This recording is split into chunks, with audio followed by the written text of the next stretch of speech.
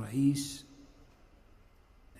معالي الوزير عيسى علي بنتامي، ولكونه كذلك متحدثا رئيسا اتفقنا على أن نتيح له مجددا 3 دقائق إلى 5 دقائق، بحيث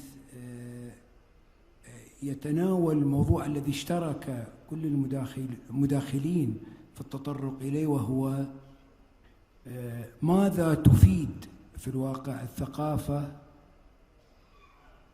ولماذا نحافظ عليها في ظل التحولات الرقمية، وكيف يمكن أن نستفيد منها في كل ذلك، نستفيد منها في الحفاظ على السلم والتسامح والوئام.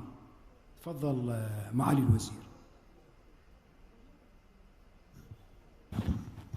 So thank you very much for another opportunity to comment on the topic as the key speaker for the session.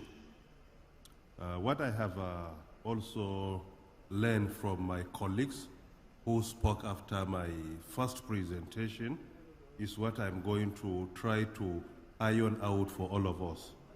Firstly, we all agree that digital transformation is real and is taking place in the world, particularly according to the United Nations institutions. By mid of this November, in the next 1 week or thereabout, the world population could reach 8 billion people. And currently, we have around 5.3 billion people online. So by implication, they are part of the digital transformation. So out of 8 billion people, approximately, we have around 5.3. So by implication, we have a little more than 60% of the world population that is connected online. And secondly, which is also very important, is the fact that we cannot be able to preserve our good culture without being part of the globalization, without being part of the digital world. It is because of this we agree that digital transformation is real. And secondly, preserving our good culture is also very important. Then how can we reconcile both of them? The first thing we can do is to ensure that the proponents and the supporters of culture should try to also be online. By being online, they should be able to at least guide and convey the message of what the culture entails, and also promote tolerance with regards to other people's culture. Secondly, again, which is also part of what I think is important, that cultural heritage, as mentioned by one of our colleagues here, they are also very important. We know what happened with Slavic heritage during the Second World War, what happened with Sufi's cultural site in Timbuktu, Mali, and also what happened in shrine areas in Afghanistan. These are some places where you will discover that cultural heritage or cultural sites are being targeted. And by implication, if they are being targeted, it is an attempt to provoke the whole world, or at least to promote lack of peace in the world.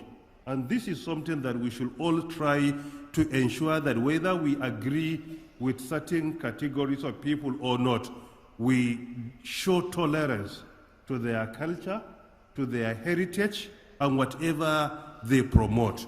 And that is why the Director General of UNESCO has once mentioned that cultural sites and cultural heritage is part of international security. So if we fail to protect them, by implication, this will compromise international security. So I strongly believe, as my colleagues have earlier mentioned here, that whether we agree or we disagree, cultural heritage should be protected. And we should show tolerance.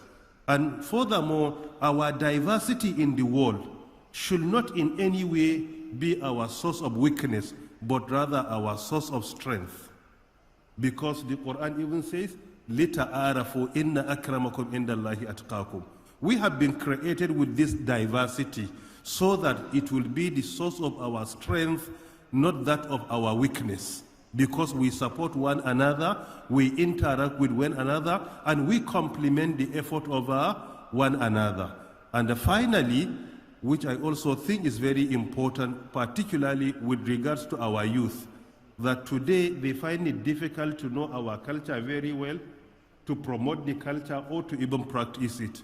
There is need for us to come closer to our youth, to mentor them, to guide them, particularly with regards to their good culture, and also to promote tolerance with regards to the culture of other people that we live together. And this is something that is very important and is in alignment with the topic of our discussion with regards to global peace. We can promote global peace by protecting our culture, tolerating others with regards to their culture, and also inculcating that in our youth so that they practice good culture and they also tolerate other people when they practice their culture. Culture is part of our international security. When we protect it and we tolerate each other, by implication, we are promoting international security and stability.